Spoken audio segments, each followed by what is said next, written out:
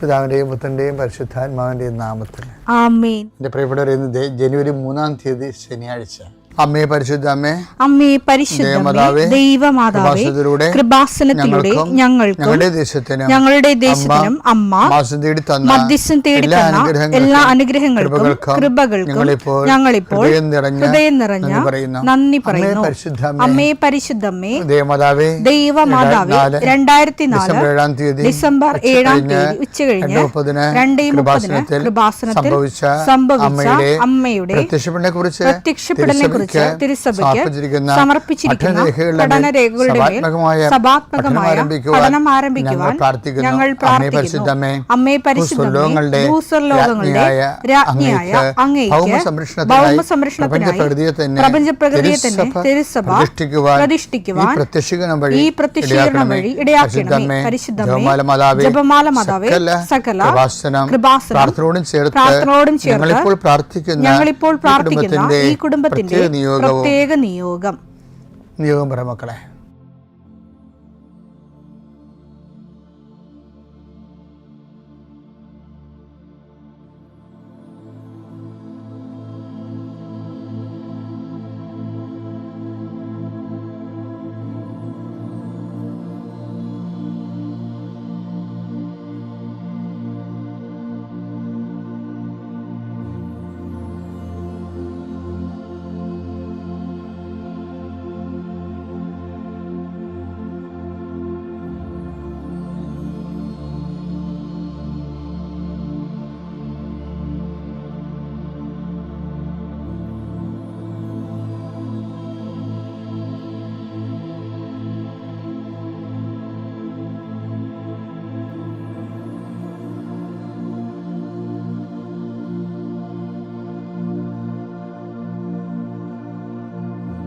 അമ്മയുടെ പ്രത്യക്ഷീകരണത്തിന്റെ ഈ അനുഗ്രഹവേളയിൽ ഞങ്ങൾക്ക് സാധിച്ചു തരുവാൻ കനിയണമേ.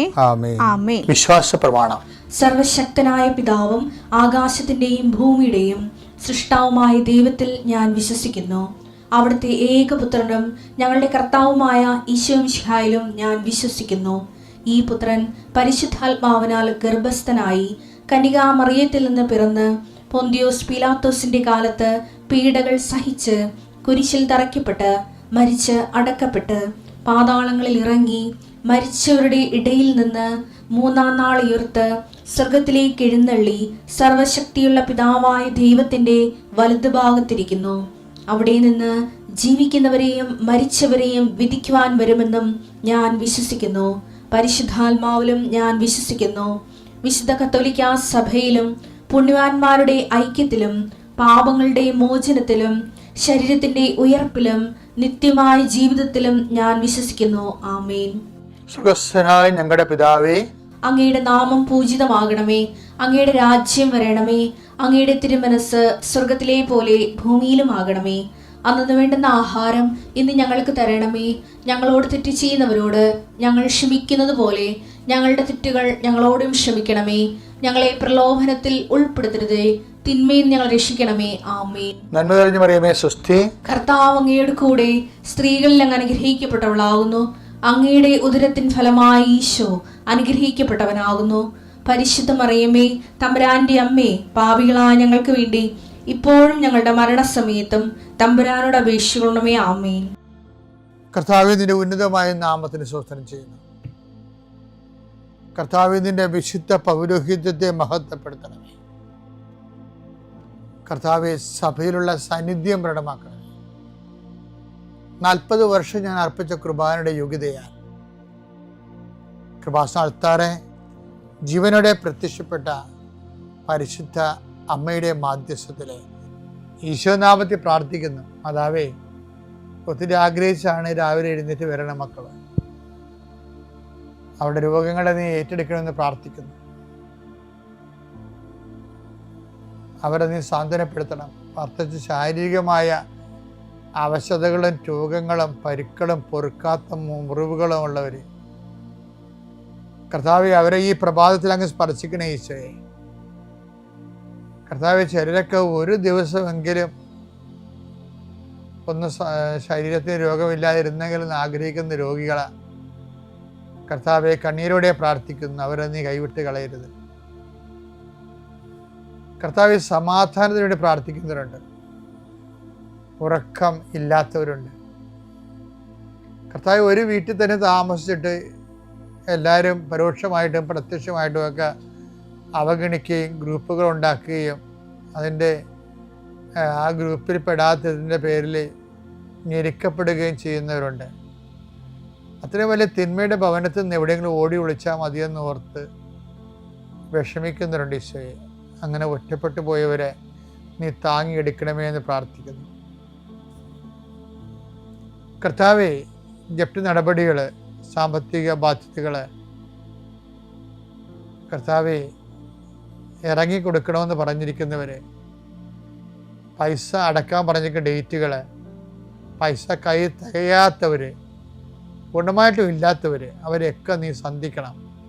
കൃപാസ്ഥാനത്താരെ ജീവനോടെ പ്രത്യക്ഷപ്പെട്ട മാതാവിൻ്റെ മധ്യസ്ഥത്തിൽ ഉടമ്പടിയെടുത്ത് പ്രാർത്ഥിച്ച 10,000 മക്കൾ നടത്തിയ രാത്രിയും പകലും മഴയത്തും വെയിലത്തും നടത്തിയ പരിശുദ്ധ പ്രവർത്തനത്തിൽ യോഗ്യതയായി കർത്താവെ, കൃപ കുറഞ്ഞിട്ടുള്ള മക്കൾ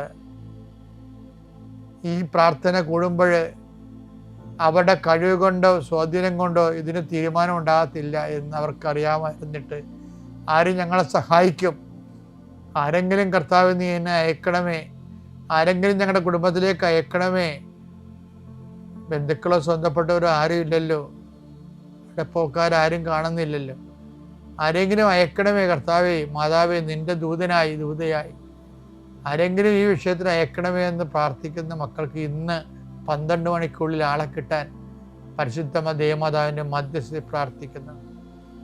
പരീക്ഷ കുഞ്ഞുങ്ങളെ, പരീക്ഷ എഴുതി കഴിഞ്ഞവർ, നല്ല റിസൾട്ട് പ്രതീക്ഷിക്കുന്നവർ, കർത്താവ്, അവസാനത്തെ പരീക്ഷയ്ക്ക് എഴുതിയിട്ട് ഇനി എഴുതാൻ കാശുമില്ല, എഴുതി പരീക്ഷ എഴുതി നാണം കെട്ടറുണ്ട്. CA പരീക്ഷ പോലുള്ള പരീക്ഷകൾ 9ഉം 10ഉം ഒക്കെ എഴുതി അവർക്ക് തന്നെ നിക്കക്കളിയില്ലാതിരിക്കുന്നവരുണ്ട്. അവരെ ഈ ഒറ്റ പ്രാർത്ഥന കൊണ്ട്, അവരുടെ കഴിവല്ല, ഉടമ്പടി പ്രവർത്തിക്കേണ്ട മനുഷ്യൻ്റെ കഴിവിലല്ല, not by merit but by ഗ്രേസിലാണ്. ആ ഗ്രേസിൻ്റെ ശക്തി യേശുക്രിസ്തുവിൻ്റെ വിശുദ്ധ രക്തത്തിൽ നിന്നാണ് കൃപയുണ്ടാകണമെങ്കിൽ അത് കർത്താവിൻ്റെ സൗജന്യ ദാനമാണെന്ന് മനസ്സിലാക്കിക്കൊണ്ട് കർത്താവിൻ്റെ കൃപയുടെ ശക്തിയാൽ നിൻ്റെ എല്ലാ അപാകതകളും, എല്ലാ പരിചയക്കുറവുകളും, എല്ലാ പരാധീനതകളും പോരായ്മകളും യേശുനാമത്തിൽ പരിഹരിക്കപ്പെടുകയും നീ യേശുനാമത്തിൽ സൗഖ്യപ്പെടുകയും യേശുനാമം സമാധാനപ്പെടുകയും ചെയ്യട്ടെ. നിത്യപിതാവും പുത്രനും പരിശുദ്ധാത്മാവായ സർവേശ്വര നീക്കുവാമേ. ഞാൻ ഇന്നലെ നിങ്ങളോട് സംസാരിച്ചത് പുതുവത്സരം ഒരു അവസരമാണ്. മത്സരം ഒരു അവസരം. എന്തിൻ്റെ അവസരമാണെന്ന് വെച്ച് കഴിഞ്ഞാൽ, ഇപ്പോൾ ഒരു മുറിയിൽ പ്രശ്നമുണ്ടാകും, ഒരു മുറിയിൽ യേശു ഉണ്ടാകും. നമ്മുടെ വീട്ടിലൊക്കെ അങ്ങനെയല്ലേ, ഒരു മുറി പ്രശ്നമുണ്ടാകും. ചിലപ്പോൾ കുടുംബജീവിതം തകർച്ചയാണെങ്കിൽ ഉറക്കമുറിയിലായിരിക്കും പ്രശ്നങ്ങളെല്ലാം ഉണ്ടാകണം. അരിപ്രശ്നം, ജോലി പ്രശ്നം, വിസ പ്രശ്നം, പ്രൊമോഷൻ പ്രശ്നമൊക്കെ ആണെങ്കിൽ അടുക്കള പ്രശ്നമാണതല്ല. അടുക്കള പ്രശ്നം കൂടുതലും അരിപ്രശ്നമാണ്. അപ്പോൾ ഒരു മുറി പ്രശ്നം ഉണ്ടാകും, വേറെ മുറിയിലായിരിക്കും യേശു ഉള്ളത്. ഇനി ഇവിടുത്തെ വിഷയം എന്ന് പറയുന്നത്, അവിടെ വേറെ ഒരാൾ മസ്റ്റായിട്ട് ഉണ്ടാകണം. കാനായിലെ കല്യാണത്തിൽ എങ്ങനെയാണ്, അടുക്കളയിലൊരു പ്രശ്നം, ആ മുറി പ്രശ്നം ഉണ്ടായി, വേറൊരു മുറിയിൽ യേശു ഉണ്ട്. പക്ഷെ യേശു ഉണ്ടായിട്ട് കാര്യമില്ല. ഈ പ്രശ്നത്തെ യേശുമായിട്ട് ലിങ്ക് ചെയ്യാൻ വേറൊരാളുണ്ടാകണം. അതാണ് വചനം പറയണത്. യേശുവിൻ്റെ അമ്മയും അവിടെ ഉണ്ടായിരുന്നു കേൾക്കുമ്പോൾ എനിക്ക് ചിരി വരും. എന്തിനാ? പ്രശ്നത്തെ യേശുമായിട്ട് ലിങ്ക് ചെയ്യാൻ. അവരാണ് ഈ ലൈൻമാൻ എന്ന് പറയുന്ന ആള്, കണക്ഷൻ കൊടുക്കുന്ന ആള്. യോഹന്നാൻ 2:1. മൂന്നാം ദിവസം ഗലീലയിലെ കാനായിൽ ഒരു വിവാഹ വിരുന്ന് നടന്നു. യേശുവിന്റെ അമ്മ അവിടെ ഉണ്ടായിരുന്നു. നമ്മളിങ്ങനെ ഇങ്ങനെ ചുമ്മാ വായിച്ചു പോകും, അതല്ല. അത് വായിക്കണമെങ്കിൽ അതിൻ്റെ എംഫസിസ് അറിയണം എന്നുണ്ടെങ്കിൽ തലേ ചാപ്റ്റർ വായിക്കണം. എൻ്റെ അപ്പുറത്തെ ആദ്യത്തെ ചാപ്റ്റർ എന്താണ്? യോഹന്നാൻ്റെ 1-ാം ചാപ്റ്റർ വായിക്കണം. എന്താണ്? ആദിയിൽ വചനം ഉണ്ടായിരുന്നു, വചനം ദൈവത്തോടു കൂടി ആയിരുന്നു, വചനം ദൈവമായിരുന്നു. അപ്പം ആദ്യം വചനം ഉണ്ടായിരുന്നു എന്ന് പറയുന്ന ആ പ്രസൻറ്റ് കണ്ടിന്യൂസ് ടെൻസ് തന്നെയാണ്. അതിന് പകരമാണ് യോഹന്നാൻ്റെ ആ എഴുത്ത് ശൈലിയുടെ ഒഴുക്കിൽ യോഹന്നാൻ അറിയാതെ പറഞ്ഞു പോണതാണ്. എന്താണ്? കാനായിൽ വിവാഹാഘോഷം നടന്നു, ആദിയിൽ വചനം ഉണ്ടായിരുന്ന പോലെ യേശുവിൻ്റെ അമ്മയും അവിടെ ഉണ്ടായിരുന്നു. ഇനി അമ്മയുടെ റോൾ എന്താണ്? ആ ജീവിതത്തിലെ പ്രശ്നങ്ങളെ വചനവുമായിട്ട് കണക്ട് ചെയ്യുക. അതാണ് അമ്മയുടെ റോളെന്ന് പറയുന്നത്. അപ്പം ദൈവം സ്ഥാപിതമായ ഒരു റോളാണത്, അല്ല നമ്മളുണ്ടാക്കിയെടുത്ത റോളല്ല. ദൈവസ്ഥാപിതമായ റോളാണ്. വചനം നമുക്ക് വഴികൾ കാണിച്ചു തരുന്നുണ്ട്. അതാണ് ഉടമ്പടി.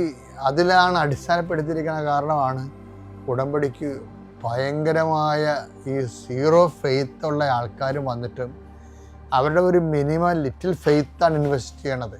അതിന് നോൺ പ്രൊപ്പോർഷണലേറ്റ് ആയിട്ടുള്ള റെസ്പോൺസാണ് ദൈവം കൊടുക്കുന്നത്. എന്താ കാര്യം? അവരുടെ വിശ്വാസത്തെക്കാൾ ഉപരി മറിയത്തിൻ്റെ മാധ്യസ്ഥത്തിൽ ഉള്ള അവലംബമായിട്ടാണ് അത് വരണത്. ഇനി രസമെന്ന് പറഞ്ഞാൽ വളരെ ഇൻ്റലിജൻ്റ് ആയിട്ടുള്ള വിഷയമാണ്. ഈ കൂടെ താമസിച്ചവനെ രാത്രിനെ അറിയത്തുള്ളൂ എന്ന് പറഞ്ഞ പോലെ പ്രഭു അങ്ങ് എവിടെയാണ് താമസിക്കുന്നത് ഇന്നലെ കണ്ടില്ലേ? അപ്പോൾ പ്രഭു ഈശോ എന്ത് പറഞ്ഞു? റബി എന്ത് പറഞ്ഞു? വന്ന് കാണുക. ഈ എവിടെയാണ് താമസിക്കണമെന്ന് അപ്പോസ്തലന്മാർ തിരക്കിയെടുക്കണ മുമ്പ് വചനത്തിൻ്റെ കൂടെ താമസം ആരാണ്? അമ്മയാണ്. അപ്പം അമ്മയെ സംബന്ധിച്ചിടത്തോളം വചനത്തിൻ്റെ സാധ്യതകളെക്കുറിച്ച് നല്ലവണ്ണം അറിയാം. അല്ലെങ്കിൽ അവർക്ക് വീഞ്ഞ് തികയാതെ വന്നപ്പോഴേ ഉടനെ യേശുവിൻ്റെ അമ്മ യോഹന്നാൻ 2:3 അവിടെ വീഞ്ഞു തീർന്നു പോയപ്പോൾ യേശുവിന്റെ അമ്മ അവനോട് പറഞ്ഞു അവർക്ക് വീഞ്ഞില്ല. അതാണ് വിഷയം. അതായത് ആ തീർന്നുപോയ വിഷയം മനസ്സിലാക്കിയപ്പോൾ ശരിക്കും പറഞ്ഞാൽ അതിനകത്ത് കയറി തലവെക്കേണ്ട ഒരു കാര്യമില്ല.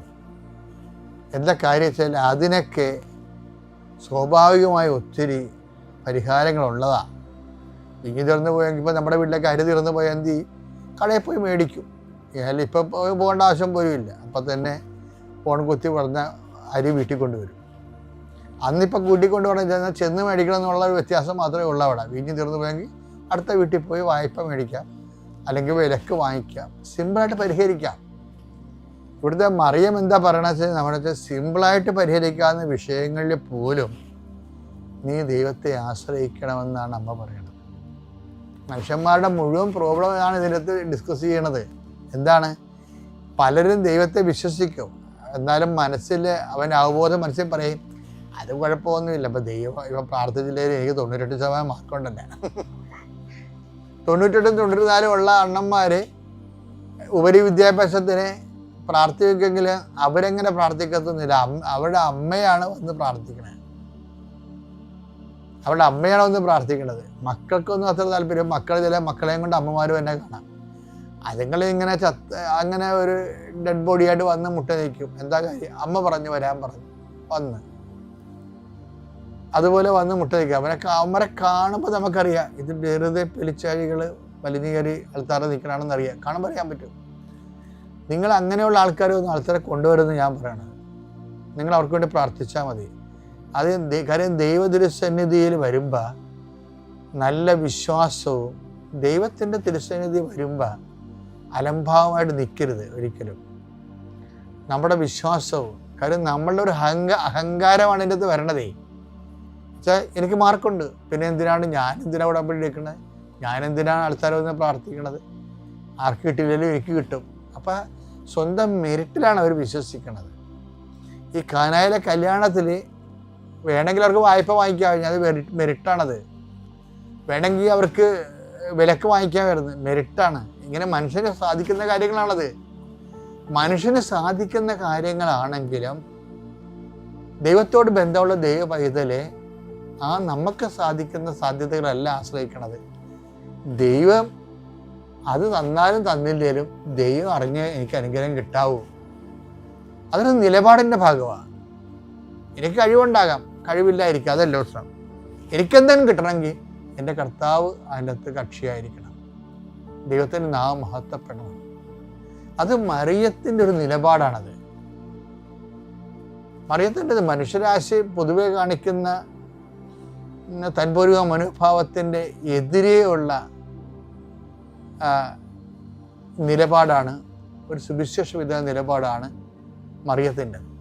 അപ്പം ഇത് നമ്മളെപ്പോഴും മെറിറ്റുണ്ടെങ്കിൽ എൻ്റെ സഹോദരങ്ങളെ, നമുക്ക് യോഗ്യത, വീട്, ജോലി, ആസ്തി, ലോക്കറിലെ പണം അല്ലെങ്കിൽ സ്വർണം, എന്തെല്ലാം ആസ്തി ഉണ്ടെങ്കിലും അതിനൊക്കെ പ്രാധാന്യം കൊടുത്തുകൊണ്ട് ഒരു ആധ്യാത്മികത നമുക്ക് സാധിക്കില്ല. നമുക്കത് ഒന്നും ഇല്ലാത്തവനെ പോലെ തന്നെ ആയിരിക്കണം ഇതൊക്കെ ഉള്ളപ്പോഴും ദൈവത്തിൽ ആശ്രയിക്കേണ്ടത്. അതാണ് ആധ്യാത്മികത എന്ന് പറയണത്. ശരിക്കും പറഞ്ഞു അതിലാണ് ദൈവം നമുക്ക് റെസ്പോൺസിബിൾ ആകണത്. കാര്യം നമുക്ക് ആരോഗ്യമുണ്ട്, നമുക്ക് പണമുണ്ട്, നമുക്ക് പൊന്നുണ്ട്, നമുക്ക് സ്വാധീനമുണ്ട്, പ്രാർത്ഥനയിലൊക്കെ നടക്കും എന്നുള്ളൊരു വിഷയമാണെങ്കിൽ പ്രാർത്ഥിച്ചില്ലേ നടക്കില്ല, അഥവാ നടന്നാലും എൻ്റെ ദൈവത്തിന് പ്രാധാന്യം കൊടുത്തുകൊണ്ട് കാര്യങ്ങൾ നടന്നാൽ മതി. അതാണ് not by merit but by grace എന്ന് പറയുന്നത്. അപ്പോൾ പല അനുഗ്രഹങ്ങളുടെയും ഒരവസ്ഥ എന്ന് പറയണത് അവർ ഇൻവെസ്റ്റ് ചെയ്യണ വിശ്വാസം ഒന്ന് അവരിലാണ് ഒന്നാം സ്ഥാനം. അവിടെ കഴിവിലും മാർക്കിലും പണത്തിലും എക്സ്പീരിയൻസിലുമാണ്. രണ്ടാം സ്ഥാനമാണ് ദൈവത്തിന് പലപ്പോഴും വരണത്. മറിയം അത് ആ വിഷയം എടുക്കണില്ല. വായ്പ മേടിക്കണ്ട, വിലക്കും മേടിക്കണ്ട, മറിച്ച് ഈശോ ഇവിടെ ഉണ്ടെങ്കിൽ ഈശോനെ കൊണ്ട് തന്നെ ആ വിഷയത്തിൽ തീരുമാനം എടുപ്പിക്കണം. ഒരു ബന്ധത്തിൻ്റെ വിഷയമാണ്.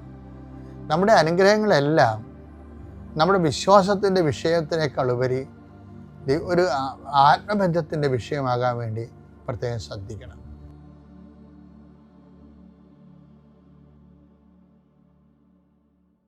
അത്യപൂർവ ദൈവാനുഭവങ്ങൾ ഇനി നിങ്ങൾക്കും സ്വന്തം. ഈ യൂട്യൂബ് ചാനൽ ഇതുവരെ സബ്സ്ക്രൈബ് ചെയ്തിട്ടില്ലെങ്കിൽ ഇപ്പോൾ തന്നെ സബ്സ്ക്രൈബ് ചെയ്യുക.